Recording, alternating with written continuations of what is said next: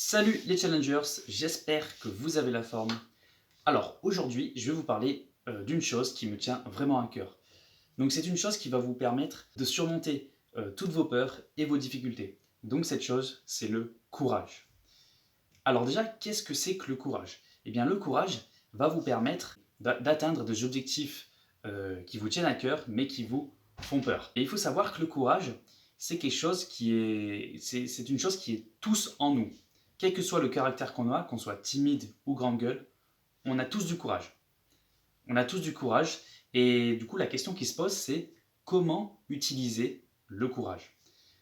Donc pour vous expliquer simplement comment utiliser le courage, j'ai fait un schéma. Donc vous avez deux cercles. Donc ici vous avez la zone de confort et ici vous avez la zone d'inconfort. Et au milieu vous avez l'objectif qui vous fait peur. Donc un exemple d'objectif, donc imaginons vous avez peur de nager dans la mer, donc dans ce cas-là, votre zone de confort, ça sera la plage, et votre zone d'inconfort, ça sera la mer. Un autre exemple que je peux vous citer, imaginons votre objectif qui vous fait peur, c'est demander une augmentation à votre patron, et bien votre zone de confort, c'est votre bureau, et votre zone d'inconfort, c'est le bureau de votre patron. Et du coup, le courage, il va intervenir lorsqu'on va aller dans notre zone d'inconfort. Du coup, qui dit zone d'inconfort, dit stress.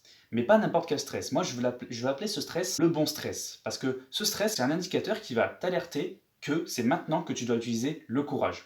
En fait, il faut que tu voies ce stress comme une opportunité d'utiliser ton courage. Parce que s'il n'y a pas de stress, en fait, l'objectif, il va plus te faire peur. Si tu n'es pas stressé, ça veut dire que l'objectif est facile et que du coup, le courage, tu ne vas pas l'utiliser. Donc voilà, le stress, tu es obligé de l'avoir. Une fois que tu as ce stress, donc tu l'acceptes totalement, ne le supprimes pas, eh bien, ce que tu vas faire, c'est que tu vas mettre de côté tes pensées, ne plus les réfléchir et agir. Alors, mettre de côté tes pensées, ça ne veut pas dire supprimer tes pensées. C'est deux choses complètement différentes. C'est juste les mettre de côté pendant que tu agis. Pourquoi mettre de côté nos pensées? Eh bien parce que nos pensées en fait vont nous convaincre de revenir dans notre zone de confort le plus rapidement possible. Et c'est pour ça qu'il faut se focaliser sur l'instant, sur l'action. Pas supprimer nos pensées, mais voilà, les mettre de côté. Ensuite, une chose très importante, une fois que vous avez commencé à utiliser votre courage, c'est d'utiliser votre courage jusqu'au bout. Aller au bout des choses. Je reprends l'exemple de la peur de nager dans la mer. Imaginons, ça fait 1 minute que vous avez plongé dans la mer, que vous êtes en train de nager et que vous êtes toujours en stress, ce qui est normal parce que c'est une peur. Et là, vous verrez qu'au bout d'un moment, vous aurez envie de retourner sur la plage. Mais du coup, au lieu de retourner directement sur la plage, posez-vous la question, est-ce que je suis capable de rester plus longtemps? Et là, vous verrez qu'en vous posant cette question, vous allez travailler votre mental, votre combativité et votre persévérance. Et vous verrez que, à force de rester dans votre zone d'inconfort, vous verrez que votre bon stress que je vous parlais juste avant, eh bien, va diminuer. Parce que plus vous allez rester dans votre zone d'inconfort, plus votre bon stress va diminuer et votre zone de confort va devenir votre zone d'inconfort, va devenir votre zone de confort, à force justement d'aller au-delà de vos peurs. Une fois que vous allez revenir dans votre zone de confort, une fois que vous avez fait le maximum pour rester dans votre zone d'inconfort, vous verrez que vous allez ressentir quelque chose d'incroyable. Et ce ressenti, c'est la fierté, parce que vous venez d'atteindre un objectif qui vous tient à cœur et qui vous fait peur. Donc déjà, vous serez fier de vous, c'est une certitude, et votre niveau de confiance en vous va augmenter. Ça, c'est une certitude aussi. Même si vous n'avez pas fait ce qu'il fallait comme vous le souhaitez, c'est pas grave. Vous l'avez fait et c'est plus important.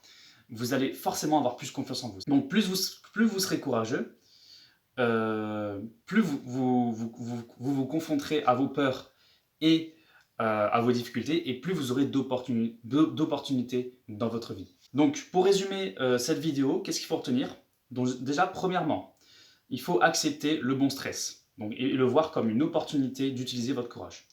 Une fois que vous avez accepté ce stress, la deuxième chose à faire, c'est mettre de côté vos pensées, ne plus réfléchir et passer à l'action. Une fois que vous avez fait ça, faites en sorte de rester un maximum dans votre zone d'inconfort pour justement que que votre zone d'inconfort se transforme en zone de confort et que votre bon stress diminue. Et je vous garantis que si vous faites ça, vous allez vraiment ressentir ce niveau de confiance en vous. Ça, c'est vraiment quelque chose que... C'est pour ça que je vous invite, encore une fois, je vous le redis, expérimenter.